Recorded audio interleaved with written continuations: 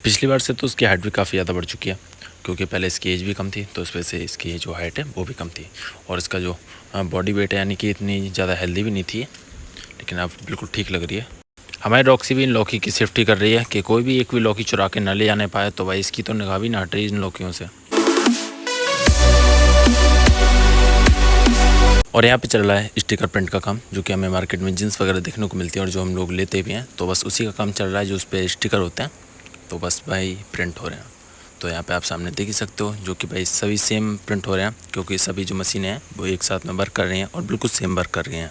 एक पैंथर का स्टिकर है जिसे ये मशीनें सभी प्रिंट कर रही हैं एक साथ में।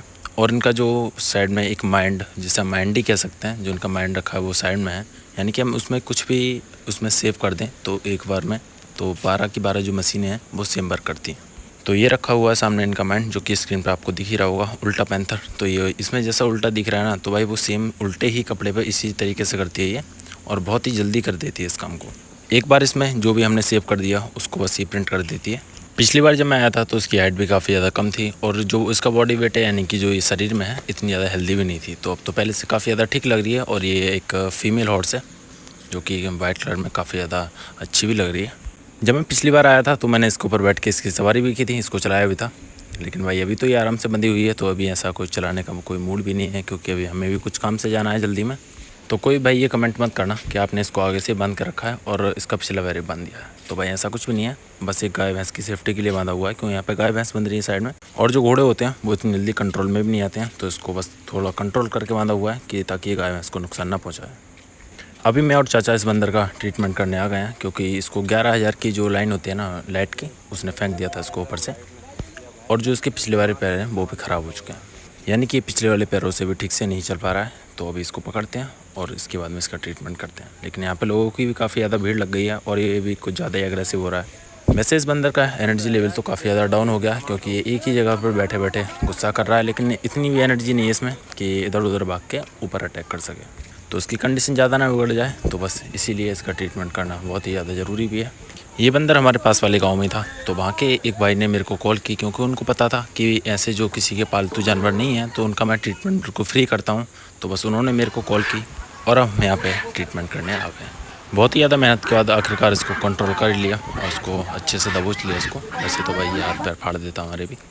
और यहाँ पे एक दो भाई भी हैं जिन्होंने हमारी हेल्प की, लेकिन सभी लोग ऐसे नहीं हैं जिन्होंने हेल्प की हो, लेकिन देखने वाले ज़्यादा थे, हेल्प वाले कम थे। लेकिन कोई नहीं, ऐसा होता ही रहता है। तो अभी इसका करते हैं ट्रीटमेंट। और भाई इसके ऊपर ये जो आपको सामने जो दिख रहा है ना, एक जख्म टाइप का, यहाँ पे इसके तार लगा हुआ था, जो कि लाइट ने यहीं से पकड़ा था इसको।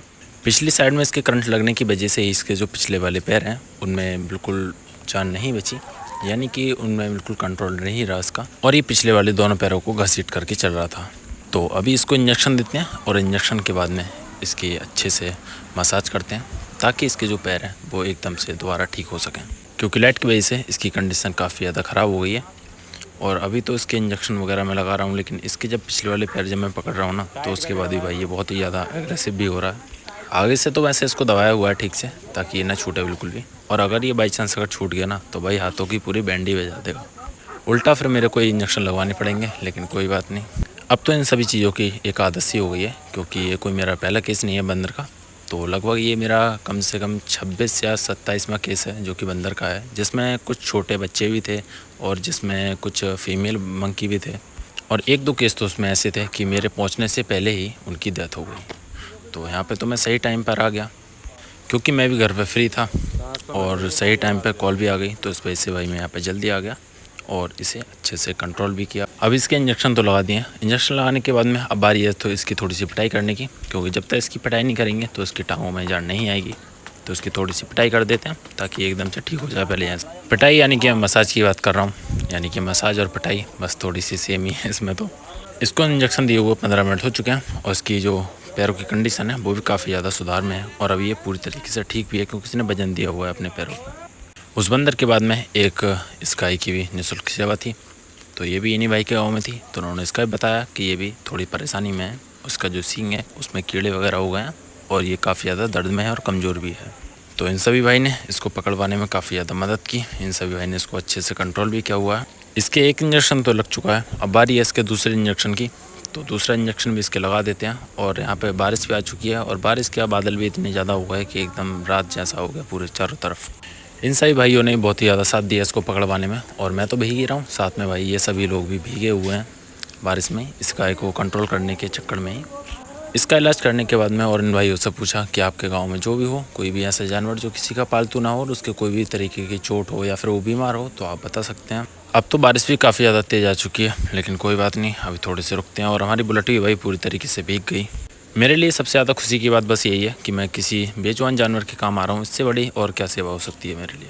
बाजार से आ चुकी है हमारे घर पे लौकी, जो कि हमारे डॉग्स के लिए, हमारे डॉग्स इनको खाएंगे। ये भगवान क्या जुल्म है। डॉग्स को हरी सब्जियां भी खिलानी चाहिए, उनके लिए काफ़ी ज़्यादा फ़ायदेमंद होती हैं ये। इन सभी लौकियों की सेफ्टी कर रही है हमारी रॉक्सी, क्या कोई भी इन्हें चुरा के ना ले जाए। तो भाई ये भी बहुत ठीक बैठी हुई है, लेकिन कोई बात नहीं, इसका भी इसको इनाम बिल्कुल देंगे।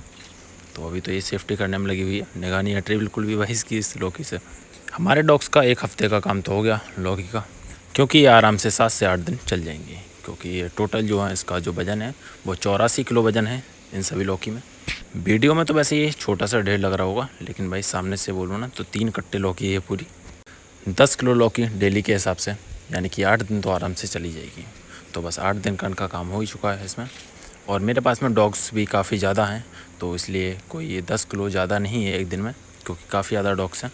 आखिरकार हमने अपनी रॉक्सी को भी रॉक्सी का इनाम दे ही दिया लौकी की सेफ्टी करने के लिए, और इसको जिसकी सेफ्टी कर रही थी इसको वो ही दे दिया कि ले अब तो लौकी ही का।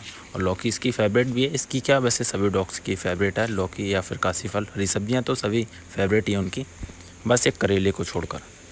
डॉग्स को ये बिल्कुल किसी भी तरह का कोई भी नुकसान भी नहीं करती हैं, क्योंकि ये मेरा खुद का एक्सपीरियंस है, क्योंकि मैं अभी से नहीं, इनको लगभग 1-1.5 साल से खिला रहा हूँ उनको, तो मेरे को अभी कोई भी ऐसा नुकसान देखने को नहीं मिला इनसे।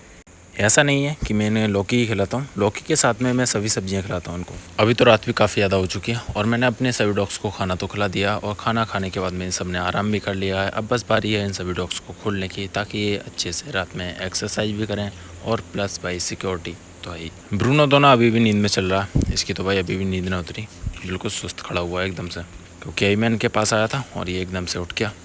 तो अभी इनका कूलर भी चल रहा है, जिससे इसका कान भी हिल रहा है, तो अब इस कूलर को करते हैं बंद और इनको खोल देते हैं सभी को। आज के अपने ब्लॉग का एंड यहीं पे करते हैं डॉग्स के साथ में, और मिलते हैं हम अपने अगले ब्लॉग में।